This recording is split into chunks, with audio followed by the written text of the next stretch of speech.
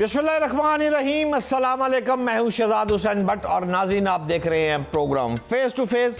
नाज़रीन, पाक भारत जंग पर आज करूंगा डिस्कस, लिहाजा सिर्फ दो बातें मैं आपसे पहले शेयर करूंगा। मेहमानों का तारुफ भी करवाता हूं, लेकिन एक बात मैं आपसे वाज़ेह कर दूं कि जंग के होते हैं दो असूल, एक बॉर्डर पर और दूसरा सफारतकारी। पहला असूल जो है सफारतकारी का, वो तो वज़ीर ख़ारजा इसहाक डार ने भारत को पसपाई कर दी है और भारत जो है वो इस वक्त पूरी इंटरनेशनल दुनिया में आइसोलेशन का शिकार हो चुका है। सफारती महाज की जंग पाकिस्तान ने जीत ली है, पूरी कौम को मुबारक हो। और इंशाल्लाह जो बॉर्डर पर जंग होगी वो भी पाकिस्तान ही जीतेगा। लेकिन मैं आपका मेहमानों से तारुफ नाज़रीन करवाता हूँ। मेरे साथ इंतहाई काबिल एहतराम major general retired Zahid Mahmood Sahab हैं, दफाई तज्जियाकार हैं, और जबकि मेरे साथ retired rear admiral Faisal Shah Sahab भी साथ है और वो पहली दफ़ा मेरे प्रोग्राम में शरीक हो रहे हैं। इंतहाई दिल की गहराइयों से उन्हें खुश आमदीद भी कहता हूँ। इनके साथ साथ प्रोग्राम में मेरे साथ एक ऐसी शख्सियत भी नाज़रीन होगी जिनका नाम है शाहिद मलिक, जो साबिक सफारतकार है और ख़ास तौर पर जो बड़ी बात है वो साबिक हाई कमिश्नर भारत में रह चुके हैं और वो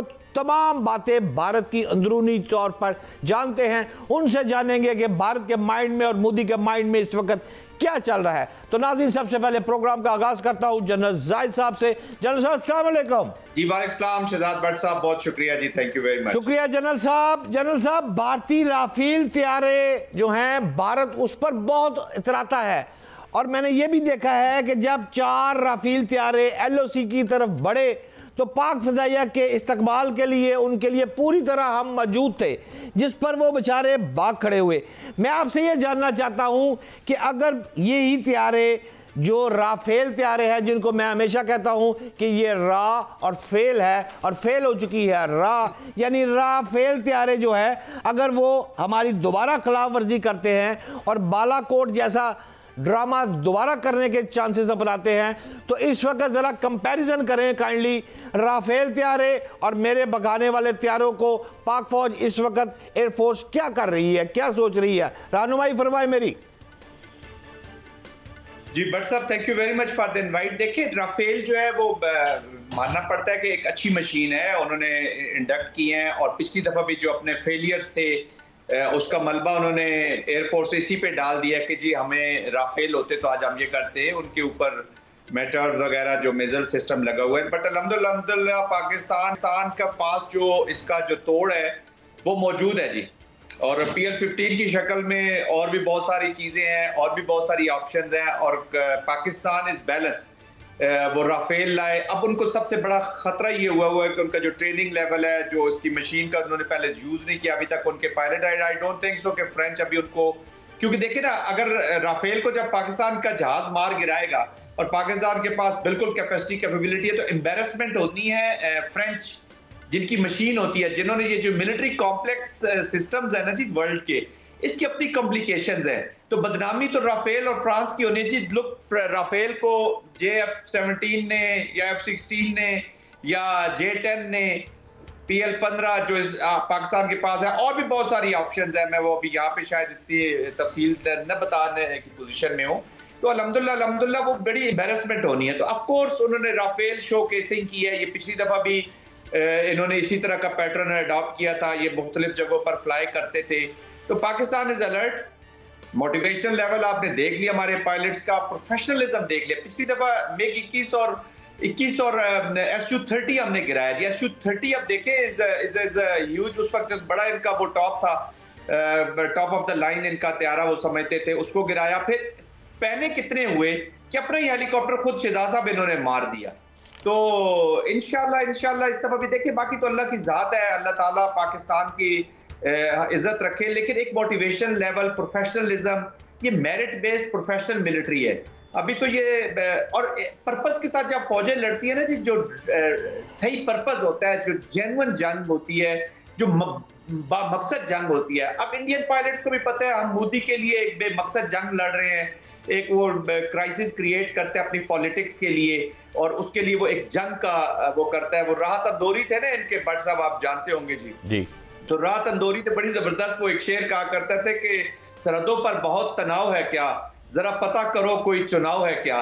तो अब ये वो बिहार का पॉलिटिक्स इसको वॉर के साथ ले आया है, but he will be paid in the much more points whatever वो लाता है। तो टेक्निकली पाकिस्तान ऑफ कोर्स, मैं ये नहीं कहता कि राफेल बहुत ही नाकारा तैयार है, ऑफ कोर्स उन्होंने इतना खर्चा किया और उसके ऊपर, बट इंशाल्लाह Pakistan is fully into it. Pakistan has the capacity, capability and most importantly will to respond in air, ground, sea, जहां पर भी वो हमें चैलेंज करेंगे। तो Rafale will be taken out जी इंशाल्लाह। पाकिस्तान के पास कैपेसिटीज, कैपेबिलिटीज हैं। काबिल एहतराम रेयर एडमिरल फैसल शाह साहब, आप पहली दफ़ा मेरे प्रोग्राम में तशरीफ़ लाए, बहुत मशकूर हूँ आपका। जो मेरी इंफॉर्मेशन है, जो मैं पढ़ता हूँ, तो अगर इंडियन बहरिया के पास तादाद देखूँ तो 293 बहरी सासे, 3 एटमी समेत कुल 18 आबदोज़े हैं उनके पास। जबकि इसी का तकाबली जायज़ा मैं पाकिस्तान के साथ करूं तो हमारे पास छोटे बड़े 1-to-1 बहरी जहाज़, जंगी जहाज़ और 8 आबदोज़े हैं। आप इसका ज़रा मुझे आज कंपैरिजन करके दें थोड़ा सा, कि कहते हैं कि भारत जो है कि वो बहरिया में थोड़ा अप है, हम नीचे हैं, हम एयरफोर्स पे ऊपर है, लेकिन बहरिया में भारत ऊपर है। लेकिन मुझे ये भी याद पड़ रहा है किबला कि बहरी जहाज़ को बहरा अरब से हमने उनका भगाया था, मुझे वो सारा वाक़या भी याद है। और साथ साथ टर्की ने जो जहाज़ भेजा है इस वक्त अपनी एक्सरसाइज के लिए, और इन्हीं दौरान अगर जंग शुरू हो गई तो वो किस इस्तेमाल में है। दो बातें हैं, शाह जी दोनों का जवाब दीजिए। जी बहुत शुक्रिया मुझे प्रोग्राम में लेने का, मेरी नहीं बाई से फ़ख्र है ये कि मैं आपके प्रोग्राम में आया हूँ। आपने बड़ा अच्छा सवाल पूछा और ये बड़ा आम सवाल है जो लोग करते हैं। दोनों बहरी अफवाज का लोग मुकाबला करते हैं तादाद के हिसाब से। अच्छा देखिए, ख़ास तौर पे नेवल फोर्सेस का जो आपस में कंपैरिजन है वो कभी तादाद के हिसाब से करना जायज़ बात नहीं, इस्तेदाद के हिसाब से करना जायज़ बात। वैसे तो हमारी तीनों अफवाज में और इंडिया की तीनों अफवाज में तादाद का फ़र्क है, लेकिन जो बहरी अफवाज है उसमें इस तादाद के फ़र्क को ज़्यादा ये फ़र्क ज़्यादा है और ज़्यादा लोग इस पे सवाल करते हैं। देखिए, हर फौज का अपना एक ऑब्जेक्टिव, एक मिशन, और उसके हिसाब से वो अपनी इस्तेदाद बनाती है। तो तकाबला जो है या मुकाबला जो है वो इस्तेदाद के हिसाब से करना चाहिए, तादाद के हिसाब से नहीं करना चाहिए। अब इस्तेदाद की बात कर लें या हम अपने मिशन और ऑब्जेक्टिव की बात कर लें तो पाकिस्तान के पास 1001 किलोमीटर की कोस्ट लाइन है और उसके आगे फिर समंदर है। इंडिया के पास 7000 किलोमीटर की कोस्ट लाइन है और उसके आगे समंदर है। उसने अपने मशरकी और मगरबी और जो जनूबी समंदर है उन सब का दिफा करना है। पाकिस्तान के पास जनूब में सिर्फ समंदर है। फिर हम, अल्लाह ताला ने हमें इतनी अच्छी स्ट्रेटेजिक लोकेशन दी है कि हम पर्शियन गल्फ के बिल्कुल साथ हैं, जहां से हमारी मेजर इंपोर्ट्स आती हैं। आपको पता होगा कि पाकिस्तान की 90% से ज़्यादा इंपोर्ट सी से आती है और ज़्यादातर उसमें से पर्शियन गल्फ से आती है। तो हम बिल्कुल साथ हैं उसके, तो हमारा काम और भी आसान अल्लाह ताला ने कर दिया। तो जब ऑब्जेक्टिव्स और मिशन पे आप जाते हैं तो पाकिस्तान नेवी की ताकत, इस्तेदाद उसकी रिक्वायरमेंट से शायद बढ़कर, और इसी वजह से आप देखते हैं कि इंडियन नेवी कभी पिछले कई सालों में कोई वेंचर नहीं कर सकी पाकिस्तान नेवी के खिलाफ, बल्कि पिछले 7 साल में 4 दफ़ा पाकिस्तान नेवी ने इंडियन सबमरीन्स को पानियों में से ढूंढा और भगाया, जो कि बड़ा मुश्किल काम है। आपने दुनिया में कितनी बार सुना है कि किसी मुल्क ने अपने दुश्मन मुल्क की सबमरीन को ढूंढा और भगाया हो, और फिर एयरक्राफ्ट ने ढूंढा जो कि उसको मार सकता था, जबकि सबमरीन के पास एयरक्राफ्ट के अगेंस्ट कोई वेपन नहीं होता, कोई डिफेंस सिस्टम नहीं होता। लेकिन हमारे नेवी ने फिर भी रहमो करम किया उनकी सबमरीन्स पे और उनको कहा कि यहाँ से निकल जाओ। तो बात यह है कि आप शायद ग़ज़वा बदर को भूल गए, जिसमें 313 का मुकाबला था 1000 से। क्या वजह थी? नंबरों का फर्क था, लेकिन इस्तेदाद का फर्क नहीं था, क्वालिटी पे कोई कॉम्प्रोमाइज नहीं था। और ये कुलिया है जो पाकिस्तान की तीनों अफवाज अपने लिए हमेशा इसको मद्देनजर रखती हैं कि हमने क्वालिटी पे, मैन पावर की क्वालिटी, मटेरियल की क्वालिटी और जो प्लानिंग की क्वालिटी, इन तीनों चीज़ों में हमने कोई कॉम्प्रोमाइज नहीं करना, जिसकी वजह से हम हमेशा इंडिया को हज़ीमत हुई है हमसे मुकाबला करने। दुरुस्त फरमा रहे हैं शाह साहब। जनरल साहब, मेरा आपसे एक बड़ा सादा सा सवाल है। मुझे मैं जानता हूं थोड़ा सा जनरल साहब को नाज़रीन, इसलिए मैं कह रहा हूं क्योंकि जनरल जाहिद जो साहब हैं वो वाले जर्नैल हैं जो फ्रंट पर आकर लड़ना भी जानते हैं, कमांड करना भी जानते हैं, और मुकम्मल अबूर रखने वाला एक कद काट वाले जो जनरल है, अल्लाह पाक इनको ज़िंदगी दे। लेकिन जनरल साहब, मेरी जो इन्फॉर्मेशन है मुझे समझाइएगा ज़रा। जंगें दो तरह लड़ी जाती हैं, एक सफारती महाज पर लड़ी जाती है, एक बॉर्डर पर लड़ी जाती है। आपने दोनों तरह की चीज़ें नोट की हुई हैं। मैं समझता हूं इस वक्त भारत जो है उसको पसपाई हो चुकी है सफारती महाज पर। हमारे जो इस वक्त इसहाक डार साहब वजीर खारजा है, उसने तो पंजाबी में कहते हैं जनरल साहब तुन के रख देता है। अब ये बताएं कि अगर जंग बॉर्डर पर आएगी तो उसका ज़रा मुझे काबिल जायज़ा कंपैरिजन थोड़ा सा पेश करें कि कहां से शुरू होती है और कहां पर इख्तिताम होती है। जनरल साहब। जी भट्ट साहब, आपने बिल्कुल सही फरमाया। एक चीज तो पहले समझने की जरूरत है कि पाकिस्तान जो है ना उस पर हाइब्रिड की एप्लीकेशन हुई है जी। तो हाइब्रिड में मिलिट्री एक इंस्ट्रूमेंट है, एक पार्ट है जी उसका। ये जैसे अभी आपने कहा डिप्लोमेसी, जैसे डिप्लोमेसी है, इसके बीच में इंफॉर्मेशन है, इंटेलिजेंस है, लीगल्स हैं, लॉफेयर है, बहुत सारी चीजें हैं, पूरा स्पेक्ट्रम है जी इसका।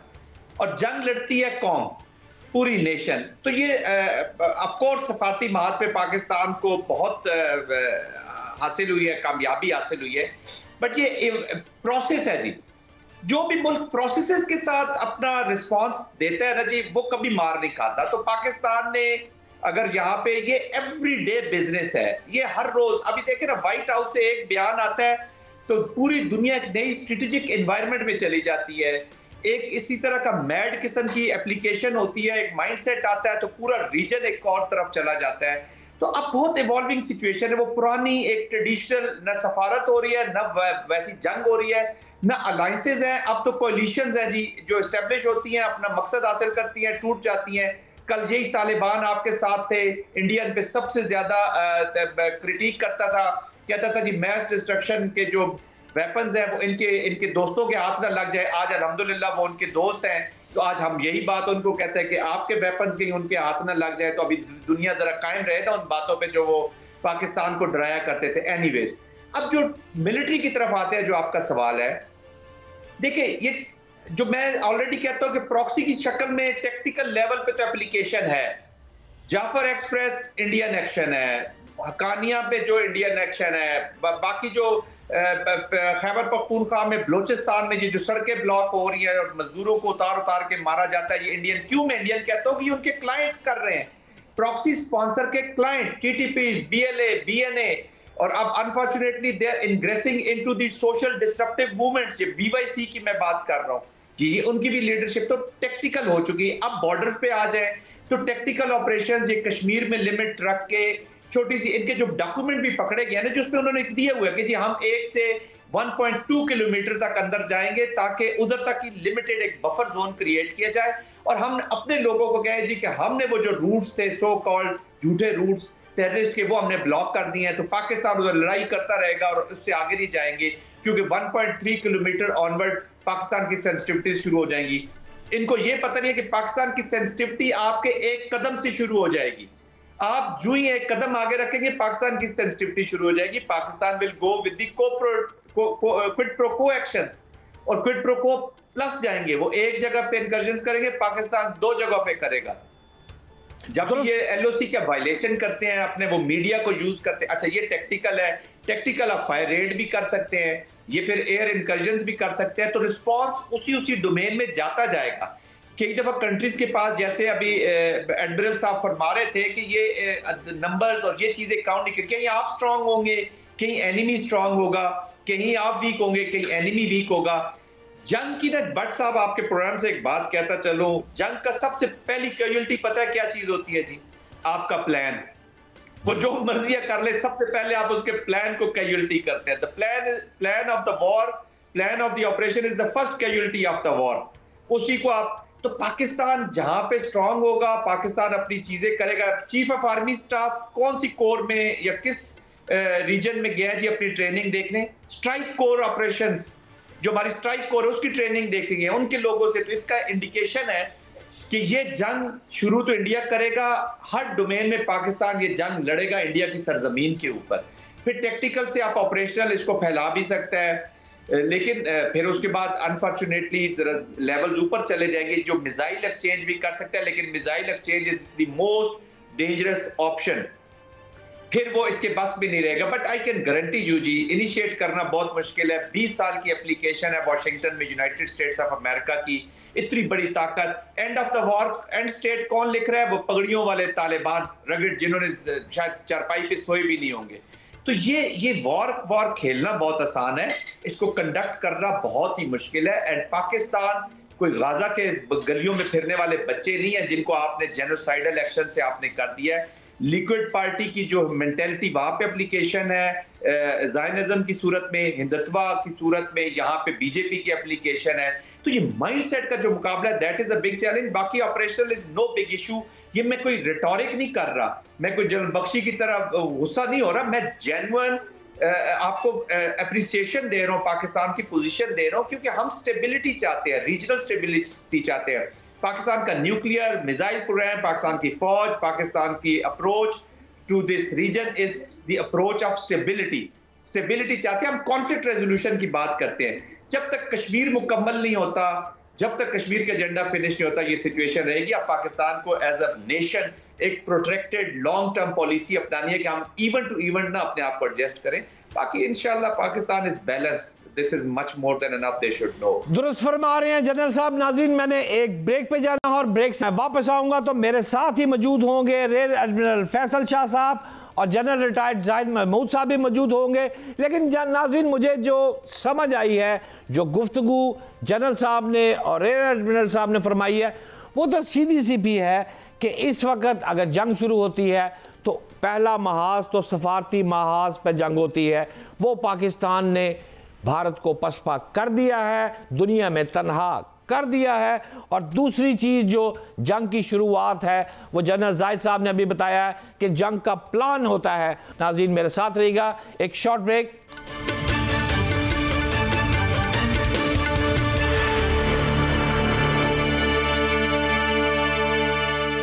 Welcome back. नाज़रीन, हमारे साथ मौजूद हैं रियर एडमिरल फैसल शाह साहब। शाह साहब, कल आपने सिपह सलारे पाकिस्तान की ज़ेर सदारत होने वाली खुसूसी कोर कमांडर कॉन्फ्रेंस का सारा मतन पढ़ लिया होगा और आपके इल्म में होगा। मैं आपसे ये जानना चाहता हूँ कि जंग मुसल्लत करने की किसी भी कोशिश का यकीनी और फैसला कौन जवाब दिया जाएगा। ये वो अल्फाज है जो कोर कमांडर कॉन्फ्रेंस में सिपह सलारे पाकिस्तान ने अदा किए हैं। तो आप इसको किस नज़र से देखते हैं? ये फैसला कौन, क्या मतलब अगर एक पत्थर आएगा, एक राफेल आएगा तो 6 F-16 जाएंगे और एक का जवाब 2 से दिया जाएगा? क्या समझ आई आपको बात, शाह जी? जी बिल्कुल, आपने सही कहा कि इसमें जो मतन है उसमें एक बड़ी इंपॉर्टेंट चीज़ है कि हम जब भी जवाब देंगे एक कदम आगे जाकर दें। तो ये बताने की ज़रूरत है और समझाने की ज़रूरत है दूसरी साइड पे कि तुम जो कुछ भी कर लो, हमने उससे एक कदम आगे ही जाना है जिसमें तुम्हारी ज़्यादा तबाही होनी है और तुम्हारा ज़्यादा नुकसान हो। ये वजह है जिसकी वजह से आप देखें कि इतना टाइम लग रहा है उनकी डिसीजन मेकिंग। उनको एक तो ये भी पता है कि यहाँ पे तैयारी किस लेवल की है, उनको वर्बली स्टेटमेंट से बता दिया गया, मिलिट्री एक्सरसाइजेस करके दिखा दिया गया, और फिर आज जो अब्दाली का तजुर्बा किया गया उससे तो उनको ये वाज़े हो गया कि यहाँ तैयारी बिल्कुल अपने उरूज पे। और फिर ये भी पावर करा दिया गया कि ये तैयारी है, जो कुछ करोगे इससे एक कदम आगे जाकर ही हम जवाब देंगे। जिसका मतलब ये है कि बहुत सोच समझ के कदम उठाना, अगर समझ में आए तो करना, ना आए तो पीछे हट जाना, क्योंकि हमारी तरफ से तुम्हारे हमले के जवाब में कॉम्प्रोमाइज कोई नहीं, पहला नहीं करेंगे।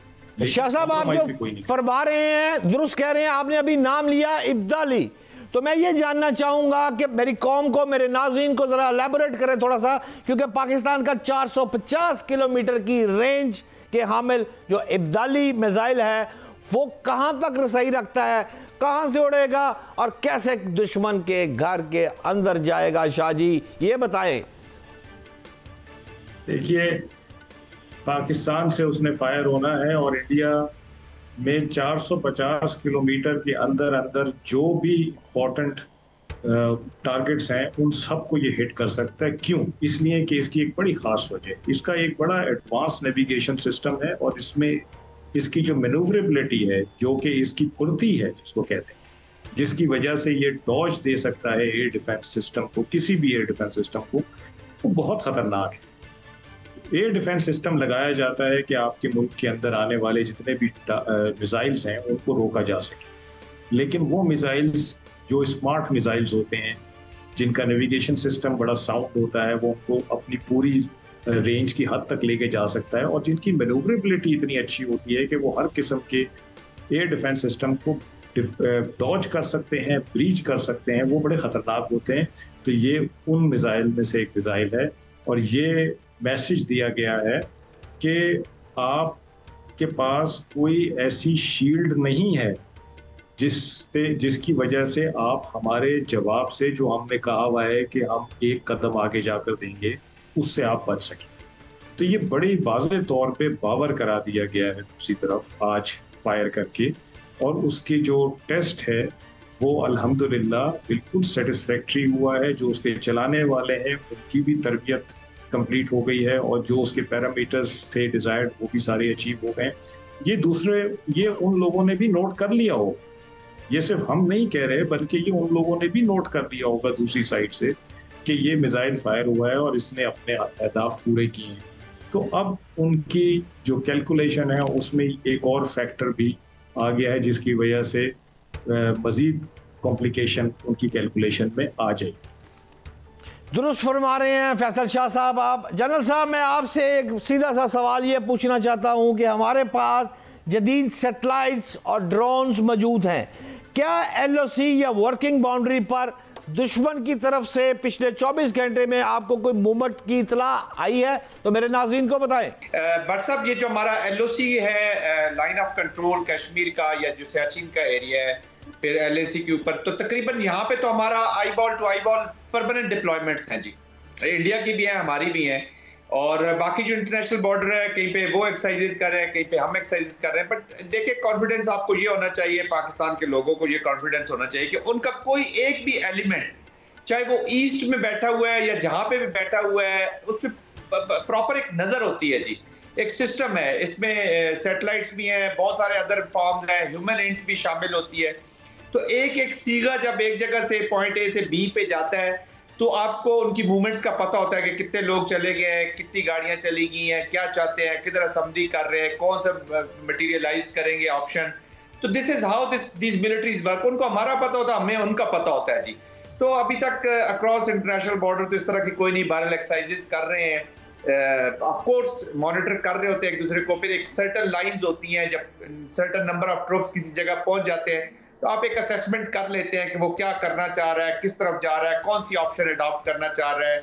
तो आप पूरा एक वॉर गेम किया होता है जी। प्लान्स, ऑपरेशनल प्लान, एक कंटिन्यूअस सिस्टम है, उसके मुताबिक हो रहे होते हैं। लेकिन LOC के ऊपर तो ऑलरेडी डिप्लॉयड लोग हैं और इंडिया ऑलरेडी वायलेशन कर रहा है। जो 2021 का सीज फायर था, it is being violated again and again. लेकिन जिधर भी वो वायलेट करते हैं, अल्हम्दुलिल्लाह पाकिस्तान उसका रिस्पॉन्स कर रहा है। और कुछ दिन पहले एक दो पोस्टें भी पाकिस्तान ने इसी कॉन्टेक्स्ट में, जब उन्होंने ओवर कर दिए हैं, ज्यादा फायर किया है, तो पाकिस्तान हैज टेकन आउट दो पोस्ट। दुरुस्त फरमा रहे हैं जनरल साहब। मैं शाह साहब आपसे ये जानना चाहता हूँ कि मेरी जो इत्तला है और जो मीडिया में भी चीज़ें सामने आ रही हैं, और भारत ने आप पर इल्ज़ाम लगाया है कि चंद दिन कबल टर्की से एक C-130E मिलिट्री ट्रांसपोर्ट त्यारा कराची उतरा है, टर्की से आया है, जिस पर भारतीय मीडिया ने इल्ज़ाम लगाया है कि ये त्यारा जो है ये C-130E खुफिया असला लेकर आया है। मैं आपसे ये जानना चाहता हूँ, एक तो इसका जवाब दीजिएगा, और दूसरा मेरे पास जो इन्फॉर्मेशन है, जो सामने आ रही है, चीज़ें जो मैंने स्टडी की हैं, कि इस वक्त टर्की का जो जदीद बहरी जहाज़ है TCG बैवक, ये बहुत बड़ा जो जहाज़ है, ये कराची की बंदरगाह पर लंगर अंदाज होने जा रहा है शाह साहब। और 4 से 7 मई की तारीख जो है वो भी सामने आ गई है। तो ये तो जो भारत रो रहा है, इसका मतलब है टर्की आपके पीछे खड़ा है या ये रूटीन के जहाज आनिया और जानिया है? जरा मुझे आगाह करें, सच क्या है शाह साहब? देखिए, ये जो दो फोर्सेस के बीच में इस तरह की एक्सरसाइजेज होती हैं, विजिट्स होते हैं, ये रेगुलर फीचर होता है और ये इसलिए होता है कि आपस में इंटर ऑपरेबिलिटी को बढ़ाया जाए, यानी एक दूसरे के साथ काम करने की सलाहियत को बढ़ाया जाए, ताकि जब कभी ऐसा मौका आए जब दोनों नेवीज ने मिलकर काम करना है तो उन दोनों को एक दूसरे के बारे में आगाही होनी चाहिए, कल्चर के बारे में, जुबान के बारे में, प्रोसीजर्स के बारे में। तो ये एक रेगुलर फीचर है। देखिए, एक बड़ी इंपॉर्टेंट चीज़ मैं आपको बताता हूँ इसी से थोड़ा सा लिंक करके कि ये जो बड़ों की महाजराई चल रही है, जिसमें यूएस और चाइना की महाजराई है, इसमें यूएस ने एक इंडो पैसिफिक स्ट्रेटेजी का इजरा किया है जो कि सी बेस्ड स्ट्रेटेजी, और उसमें उसका हदफ ये है कि उन्होंने चाइना की जो सी बेस्ड ट्रेड है उसको टारगेट करना है ताकि चाइना इकोनॉमिक पावर ना बन सके। उसमें इंडिया को एक बड़ा कलीदी किरदार देने का इरादा है यूएस को, और इंडिया खुद भी समझता है कि उसका एक बड़ा कलीदी किरदार है और वो अपने आप को इंडियन ओशन में नेट सिक्योरिटी प्रोवाइडर का ओहदा दे चुका है, यानी कि वो थानेदार बनना चाहता है इंडियन ओशन में कि जी यहाँ के सारे मामला जो हैं सी के, हमारे इंडियन ओशन के, वो हम देख लेंगे और हम में ये कैपेबिलिटी। अब फरवरी में अमन एक्सरसाइज होती है पाकिस्तान में, उसमें अमन डायलॉग कराया जाता है जिसमें तकरीबन 17 ममालिक के नेवल चीफ्स और हेड्स ऑफ ऑर्गेनाइजेशन आते हैं और 60 मुल्कों के रिप्रेजेंटेटिव्स उसको अटेंड करते हैं।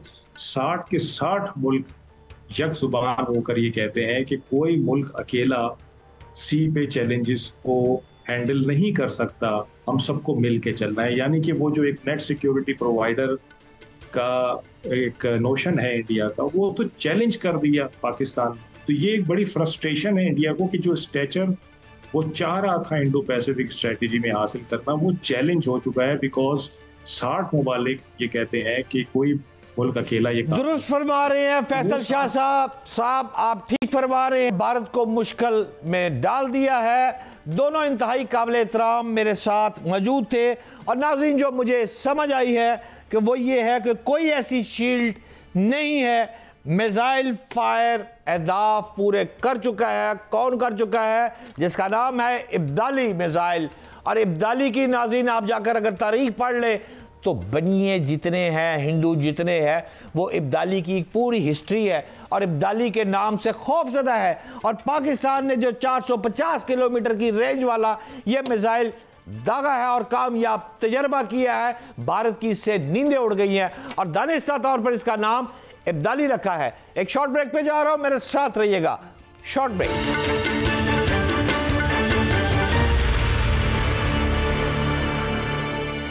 Welcome back. सफारतकारी में एक बड़ा नाम है नाजरीन, शाहिद मलिक साहब, जो कि पाकिस्तान के साबिक हाई कमिश्नर रहे हैं पाकिस्तान की जानब से बराए भारत में, और उनको बहुत सारी इंफॉर्मेशन और नॉलेज भारत के हवाले से भी है।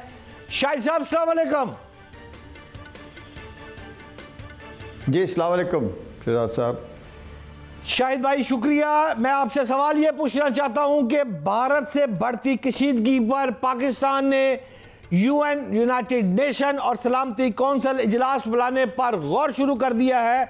आप क्या समझते हैं कि इस वक्त जो आलमी बरादरी है उसका रुझान पाकिस्तानी मौक़िफ़ के बहुत करीब है? अगर मैं चाइना को देखूं, टर्की को देखूं, अफगानिस्तान, बांग्लादेश, इन तमाम ममालिक को जो मैं फील कर रहा हूं, मेरी ये ओपिनियन है। लेकिन आप मुझे रहनुमाई फरमाएं कि भारत की तारीख अक़वाम मुत्तहिदा की करारदादों को मुस्तरद करने की तो पुरानी रवायात हैं। शाहिद साहब, क्या मौजूदा सूरत हाल में सलामती कौंसिल दोनों ममालिक में कशीदगी कम कराने की पोजीशन में आप समझते हैं शाहिद मलिक साहब?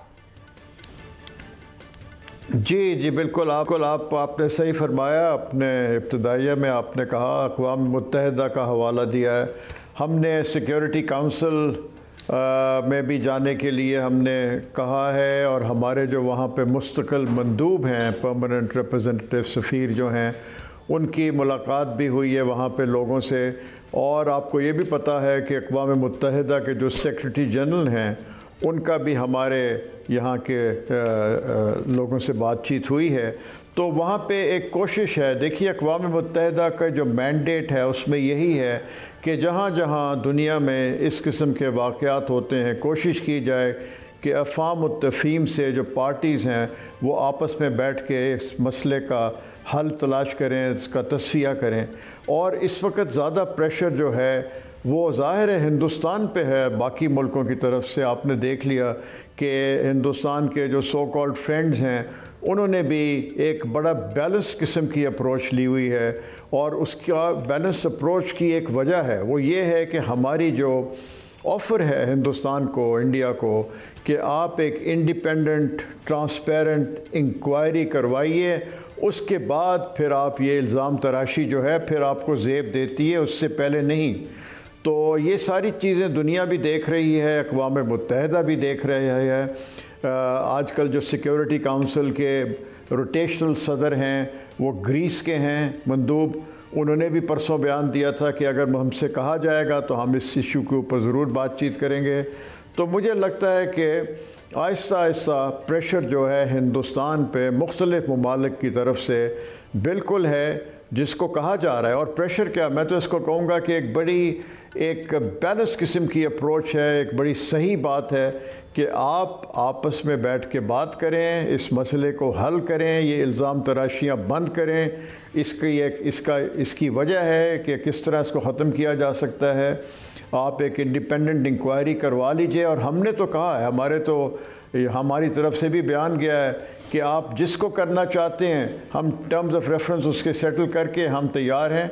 आप इंक्वायरी करवा लीजिए, किसी तीसरे मुल्क से करा लीजिए, ग्रुप ऑफ कंट्रीज से करा लीजिए, अक़वाम मुत्तहिदा से करा लीजिए।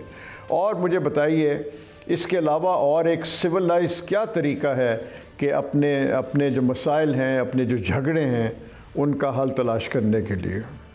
शाहिद भाई आप दुरुस्त फरमा रहे हैं। मैं आपसे ये जानना चाहता हूं कि भारत की जानिब से जो सिंध-तास मुआहदे की मुअत्तली की गई, पाकिस्तान ने अभी तक बाज़ाब्ता तौर पर, बाकायदा तौर पर सफारती ज़राए से नोटिस देने का फैसला क्यों नहीं किया? रहनुमाई फरमाएं मेरी। जी देखिए, ये जो आपने ये जो अभी पहलगाम का जो ड्रामा रचाया गया, ये यानी हिंदुस्तान ने जो हम पे इल्ज़ाम तराशी शुरू की, उसके फ़ौरन बाद इंडस वाटर ट्रीटी, सिंध-तास मुआहदे के ऊपर उन्होंने कहा कि हम उससे सस्पेंड हम करते हैं उसको। इस किस्म की देखिए दोनों जो एग्रीमेंट है इंडस वाटर ट्रीटी का, जिसका वर्ल्ड बैंक गारंटर है, उस ट्रीटी में इस किस्म की कोई गुंजाइश नहीं है कि कोई मुल्क भी यकतरफ़ा तौर पे जो मर्ज़ी फ़ैसला कर ले उसके बारे में, उसके शिक चेंज कर दे, उसके रिवाइज़ कर ले, उससे ट्रीटी से निकल जाए। तो ये हक़ जो है ये सिर्फ 2 सिग्नेटरीज़ को मौजूद है। और ये जो इन्होंने कहा है, ये 2 इंटरनेशनल एग्रीमेंट्स हैं जिनकी वायलेशन होती है। एक है Vienna convention on the law of the treaties, जो सारी दुनिया में जो मुआहदे हैं उनको प्रोटेक्ट करती है कि गुड फेथ में, गुड फेथ का लफ्ज़ इस्तेमाल हुआ है, गुड फेथ में जो मुख्तलिफ मुआहदे हैं मुल्कों के दरमियान, उनको आगे लेके चलेंगे सिग्नेटरीज़, और सिग्नेटरीज़ में पाकिस्तान और हिंदुस्तान। दूसरे, इंडस वाटर ट्रीटी में भी कोई ऐसी प्रोविज़न मौजूद नहीं है कि जिसके तहत हिंदुस्तान ये फ़ैसला कर सकता है, यकतरफ़ा तौर पे ये फ़ैसला नहीं कर सकता। अब आप देखें, एक गेम प्लान, एक पैटर्न मुझे नज़र आता है शहजाद साहब, एक पैटर्न है कि ये इससे पहले आपको पता है ये हुआ था, इससे पहले भी एक पुलवामा का जो इंसिडेंट हुआ था 2016 में। मैं इसलिए उसका हवाला दे रहा हूं कि 2016 के इंसिडेंट के बाद मोदी ने एक बयान दिया था, blood and water can not flow together, आज से 9 साल पहले। एग्री। यानी उस वक्त बीजेपी के जहन में, बीजेपी की हुकूमत के, मोदी सरकार की जहन में ये बात थी कि पानी के ऊपर हम पाकिस्तान को एक हम तंग करना चाहेंगे, हम कोशिश करेंगे 9 साल पहले।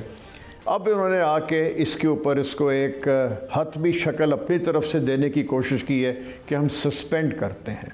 तो पैटर्न मैं इसलिए कह रहा हूँ कि ये 2016 की मैंने बात की, उसके बाद 2019 में जो हुआ वो भी आपके सामने, मैं उरी की बात कर रहा हूँ। 2016 में उरी का जो इंसिडेंट हुआ था, 2019 में पुलवामा का हुआ, उसके बाद बालाकोट कराया, लेकिन कुछ महीने के बाद जो उनका बड़ा गेम प्लान था, आर्टिकल 370 जो मकबूजा कश्मीर में था, उनकी कॉन्स्टिट्यूशन में कश्मीरियों के लिए आर्टिकल 370 ख़त्म कर दिया गया।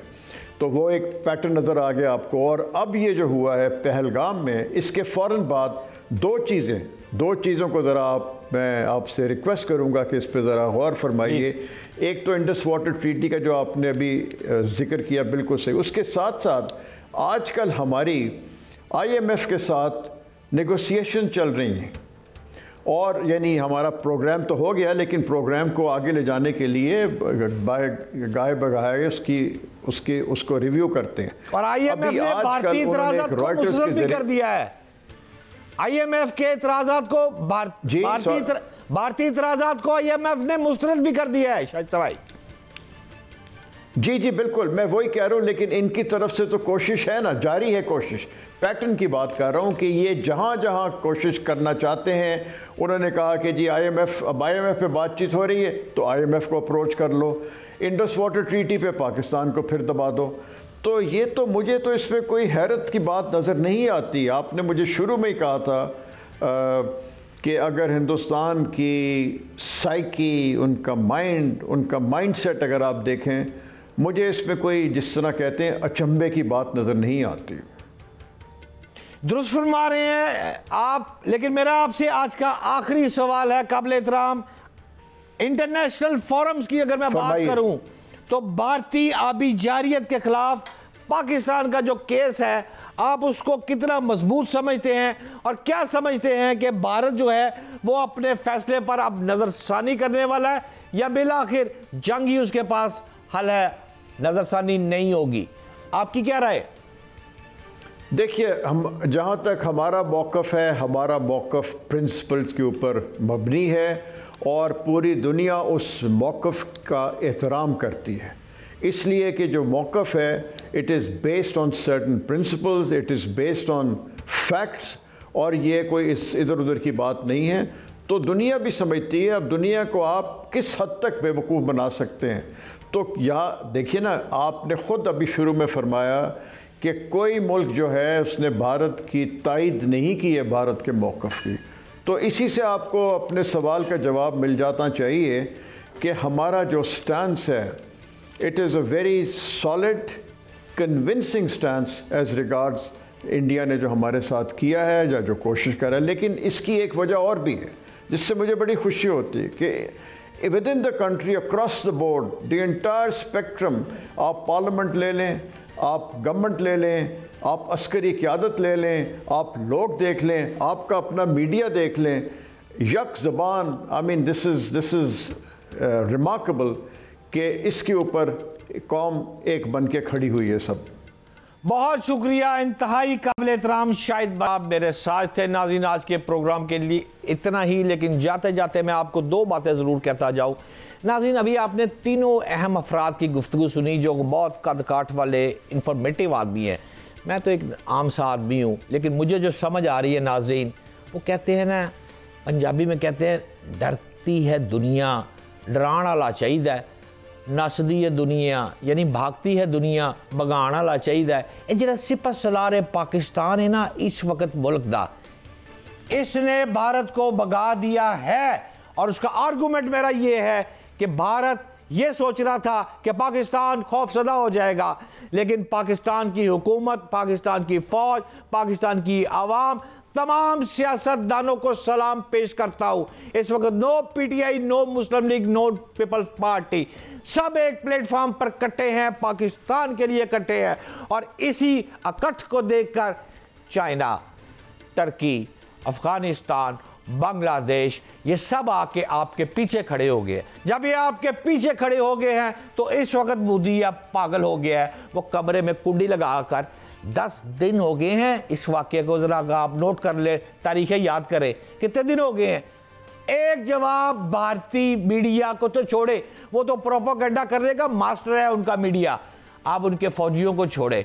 मोदी का कोई एक जवाब मुझे ज़रा दिखा दे जिसमें वो कहे कि ये पाकिस्तान ने किया है, मैं पाकिस्तान पर हमला करने वाला हूँ। नो, कोई बयान नहीं आया, क्योंकि वो परेशान है, वो बनिया है। जो बनिया है ना वो छुप कर वार करता है। लेकिन याद रखे, सफारती महाज पर आप पाकिस्तानियों, मुबारक हो आपको, आप जंग जीत चुके हैं, लेकिन वो चूंकि बनिया है, छुप कर वार कभी भी कर सकता है। लेकिन पाकिस्तान के अवाम और पाकिस्तान की फौज और पाकिस्तान की हुकूमत इन तमाम कामों के लिए तैयार खड़ी है।